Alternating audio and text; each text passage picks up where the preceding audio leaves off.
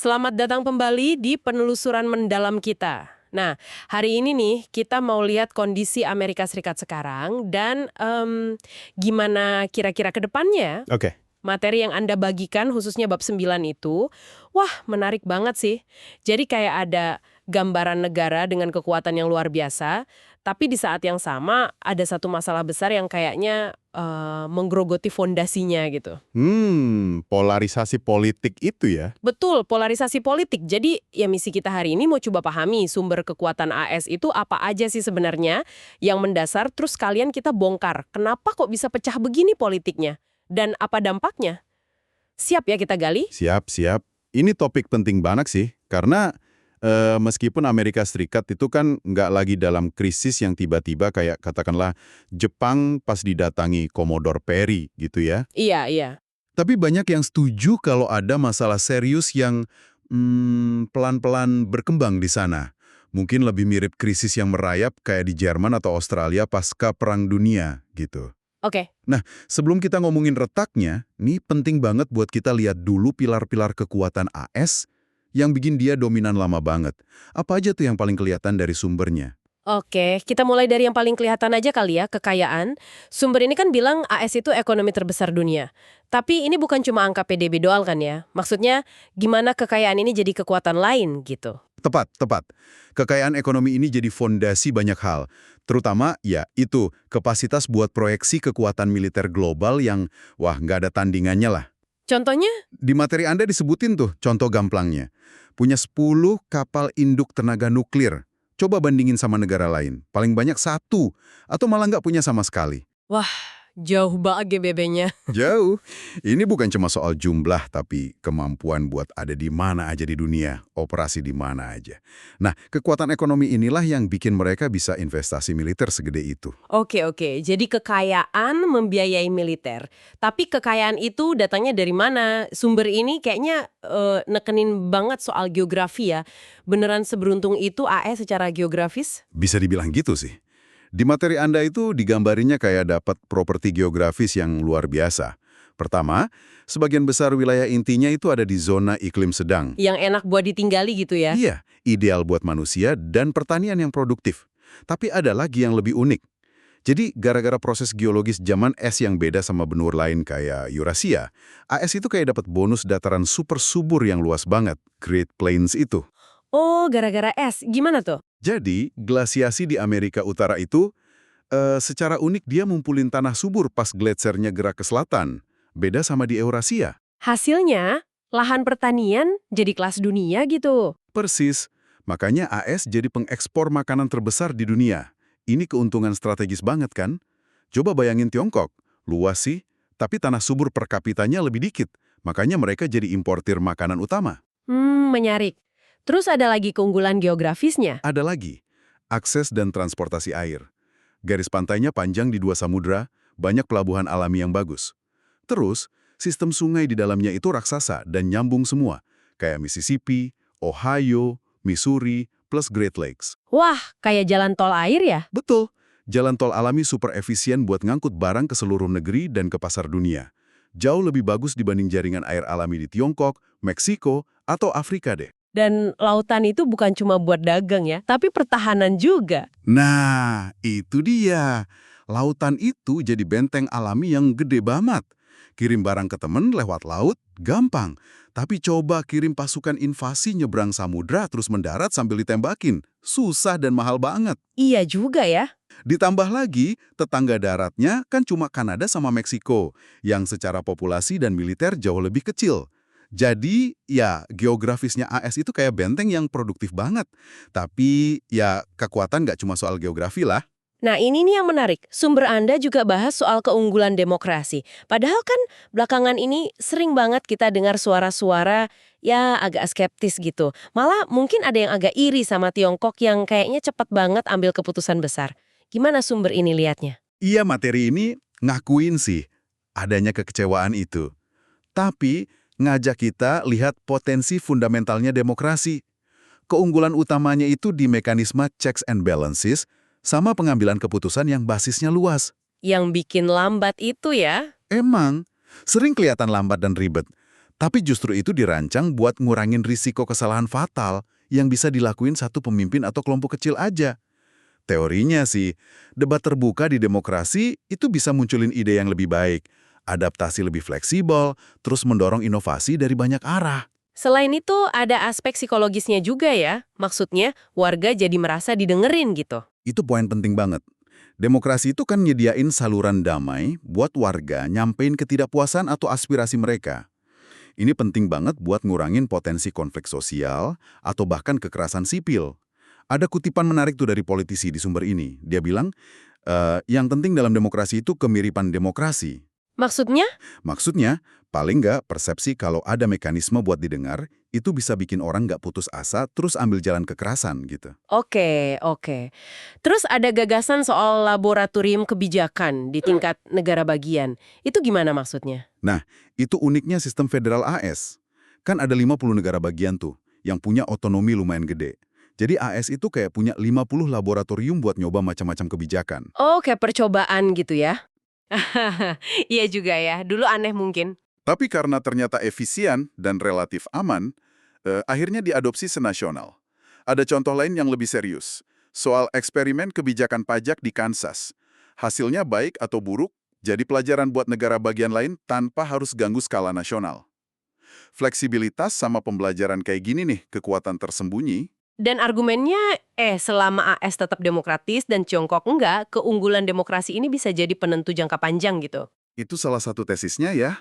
Meskipun Tiongkok bisa cepat bangun ini itu, tapi potensi inovasi, koreksi kesalahan, sama stabilitas sosial jangka panjang yang ditawarin demokrasi itu bisa jadi keunggulan kompetitif buat AS. Terutama buat capai dan pertahanin standar hidup per kapita yang tinggi. Oke, selain geografi dan demokrasi, ada lagi nggak fondasi kekuatan lain yang disebutin? Ada dua lagi yang disorot. Pertama, secara tradisional nih ya, AS itu dikenal punya mobilitas sosial ekonomi yang relatif tinggi. Mitos atau impian rags to riches, dari miskin jadi kaya itu? Ah, American Dream itu ya? Iya, itu dia. Meskipun mungkin sekarang lebih susah ya dicapainya. Tapi secara sejarah, ini jadi insentif kuat buat orang kerja keras dan inovasi. Ini juga bikin negara bisa manfaatin potensi SDM-nya lebih luas. Tapi perlu dicatat juga sih, bab lain di sumber ini bahas kalau mobilitas ini lagi menurun. Oke, dan yang kedua apa? Ini kayaknya nyambung ke topik berikutnya nih. Iya, yang kedua itu tradisi kompromi politik. Nah, ini dia. Meskipun sekarang lagi rusak parah banget kelihatannya, tapi secara sejarah AS itu punya rekam jejak lumayan bagus lah buat nemuin jalan tengah, kecuali pas Perang Saudara tentunya. Ada contohnya? Sumber Anda kasih contoh bagus dari era yang belum lama-lama banget. Hubungan kerja antara Presiden Reagan, yang Republik, sama Ketua DPR Tip O'Neill, yang Demokrat, di tahun 80-an. Oh iya, pernah dengar. Mereka kan beda banget pandangan politiknya, sering debat keras, tapi tetap saling hormat secara pribadi, ikutin aturan main, dan yang paling penting, berhasil lolosin undang-undang penting lewat kompromi. Contoh Reagan O'Neill tadi rasanya kayak, wah beda banget ya sama sekarang. Ini langsung bawa kita ke masalah utama yang diangkat sumber Anda. Rusaknya kompromi sama polarisasi yang dalam banget ini. Gimana gambarannya?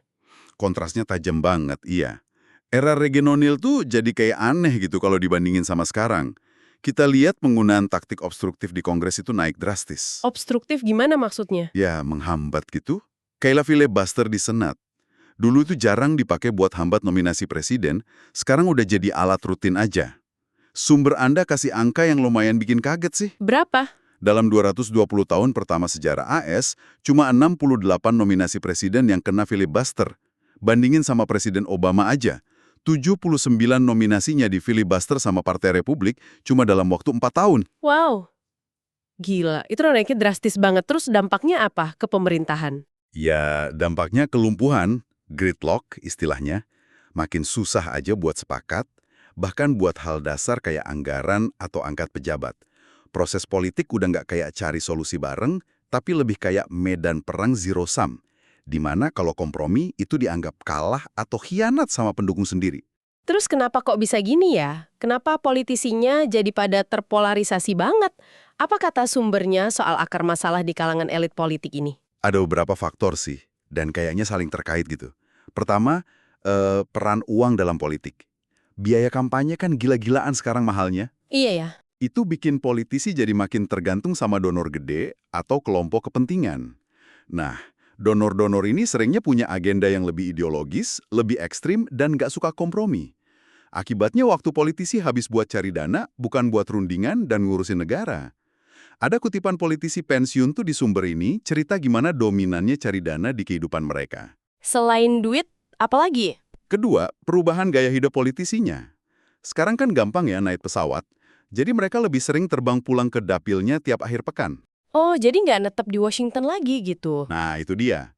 Dulu, politisi sama keluarganya lebih banyak tinggal di Washington DC, itu memungkinkan interaksi sosial yang informal, bangun hubungan pribadi lintas partai. Sekarang, kesempatan buat ngopi bareng lawan politik gitu, buat bangun kepercayaan, itu jadi jauh lebih sedikit. Tek di mana partai yang lagi berkuasa di negara bagian, gambar ulang batas dapil buat DPR sedemikian rupa, biar kursi mereka maksimal dan bikin dapil jadi aman. Aman gimana maksudnya? Aman buat partai itu. Jadi di dapil aman ini, ancaman terbesar buat petahana itu bukan dari partai lawan pas pemilu, tapi dari penantang yang lebih ekstrim di pemilihan internal partainya sendiri. Oh, jadi mendorong jadi lebih ekstrim ya? Iya, mendorong kandidat ambil posisi yang lebih jauh dari tengah. Tapi sumber ini juga ingetin sih, gerrymandering bukan satu-satunya penjelasan. Soalnya polarisasi juga terjadi di Senat, yang pemilihannya kan per negara bagian, bukan per distrik, dan polarisasi udah mulai naik sebelum praktek ini jadi seagresif sekarang. Tapi ini kan bukan cuma soal elit politik di Washington aja ya. Sumber Anda kayaknya nekenin kalau masyarakat Amerika secara umum juga ikut kebelah. Beneran separah itu ya polarisasinya di akar rumput? Iya, ini poin penting banget. Polarisasi ini bukan cuma di antara politisi, tapi udah merembes ke masyarakat luas. Coba deh Anda pikirin, berapa banyak teman dekat Anda yang Anda tahu pasti milih capres dari partai lawan pilihan Anda? Iya juga ya. Buat banyak orang di AS sekarang, jawabannya mungkin dikit atau malah nol. Peta pemilu yang nunjukin wilayah merah, Republik, sama biru, Demokrat, itu makin solid dan kepisah secara geografis.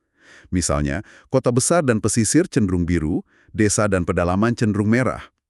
Ini nunjukin perpecahan ideologi dan gaya hidup yang makin dalam. Terus apa dong penyebab polarisasi di masyarakat ini? Kenapa orang biasa jadi makin susah, ngerti, atau bahkan temenan sama orang yang beda pandangan politik? Nah, sumber Anda nunjuk beberapa faktor kunci di era modern ini.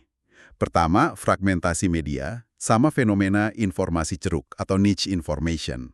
Maksudnya gimana tuh? Dulu kan kebanyakan orang dapat berita dari beberapa jaringan TV nasional yang sama aja. Sekarang, pilihan media meledak. TV kabel, situs berita online, medsos. Orang bisa milih cuma nonton atau baca dari sumber yang setuju sama keyakinan dia aja. Jadinya, kita hidup di gelembung informasi atau echo chambers gitu. Dan media sosial bikin makin parah ya. Pasti. Algoritma medsos kan seringnya dirancang buat nampilin konten yang bikin kita engage. Yang seringnya konten yang mancing emosi kuat atau nguatin bias kita. Terus lagi, platform kayak Facebook itu gampangin kita buat unfriend atau unfollow orang yang pandangannya bikin gak nyaman. Wah, iya juga. Sumber Anda kasih contoh nyata tuh. Ada teman Demokrat sama Republik yang putus temenan online gara-gara beda politik. Jadi makin ngurung diri di kelompok yang sepaham aja. Aduh. Selain media, ada faktor sosial lain nggak? Ada. Sumber ini nyinggung konsep modal sosial yang menurun. Itu idenya Robert Putnam di buku Bowling Alone. Artinya, orang Amerika secara umum makin jarang ikut kelompok-kelompok sipil tatap muka. Kayak klub olahraga, organisasi agama gitu. Ya, atau kelompok relawan, atau bahkan sekadar kumpul santai sama tetangga. Padahal, interaksi tatap muka lintas perbedaan kayak gitu yang bangun kepercayaan, empati, sama norma kerjasama di masyarakat. Jadi, kombinasi gelembung informasi, dinamika medsos, sama kurangnya ketemu langsung yang bermakna ya. Ditambah lagi, ada pergeseran mendasar cara kita komunikasi. Kita makin banyak interaksi lewat teks di layar, email, chat, medsos, dibanding ngomong langsung sama orang. Lebih gampang marah-marah di medsos ya. Jauh lebih gampang buat kasar, ngehakimin, atau kurang empati sama kata-kata di layar dibanding pas kita lihat langsung ekspresi muka dan bahasa tubuh orang. Sumber ini ngutip data yang lumayan bikin melongo sih. Apa tuh? Rata-rata orang Amerika ngecek HP tiap 4 menit. Dan sebagian besar waktu sadar, mereka itu habis terkoneksi ke perangkat elektronik. Beda banget sama komunikasi tatap muka yang penuh perhatian, yang kata penulisnya masih bisa ditemuin di tempat kayak Papua Nugini. Wah, kontras banget ya. Jadi kalau kita rangkum nih, Amerika Serikat ini punya aset fundamental yang kuat banget geografi, kekayaan, potensi demokrasi. Tapi di saat yang sama, lem perekat sosial dan politiknya, yaitu kemampuan kompromi dan kerjasama, lagi terkikis hebat sama polarisasi. Gitu ya kira-kira? Tepat sekali. Itulah inti ketegangan yang digambarin di sumber ini. Dan pentingnya buat ditekankan, polarisasi ini bukan cuma drama politik di ibu kota aja. Ini punya konsekuensi nyata ke kemampuan AS buat atasin tantangan besar lain. Kayak apa misalnya? Ya, mulai dari ketimpangan ekonomi, perubahan iklim, sampai persaingan geopolitik. Ini jadi munculin pertanyaan krusial, dan mungkin ini pertanyaan buat Anda renungkan juga. Gimana bisa negara dengan keunggulan bawaan sebanyak itu ngebiarin perpecahan internal jadi sedalam ini dan ngancam masa depannya? Dari semua yang kita bahas tadi, aspek mana sih yang paling bikin Anda kaget atau paling menarik? Wah, itu pertanyaan bagus buat direnungkan, iya. Dan sebagai penutup nih, ada satu pikiran terakhir yang terinspirasi dari kerangka analisis di sumber ini. Kan disebutin tuh, salah satu faktor yang bisa bantu negara lewatin krisis itu pengalaman dan memori kolektif ngatasin krisis besar di masa lalu. Iya. AS kan jelas punya pengalaman itu. Perang saudara, depresi besar, Perang Dunia II. Pertanyaannya sekarang, apakah memori kemenangan atas krisis masa lalu itu cukup kuat buat bantu AS ngatasin perpecahan sekarang ini? Atau? Atau apakah tantangan polarisasi yang didorong teknologi, fragmentasi info, sama runtuhnya interaksi sosial tatap muka ini sesuatu yang beda banget secara fundamental? Sesuatu yang belum pernah dihadapi AS sekuat ini sebelumnya. Nah, ini mungkin sesuatu yang bisa Anda bawa pulang dan pikirkan lebih lanjut. Pertanyaan besar itu. Oke, terima kasih sudah menyimak penelusuran mendalam kita kali ini. Sampai jumpa di pembahasan berikutnya ya.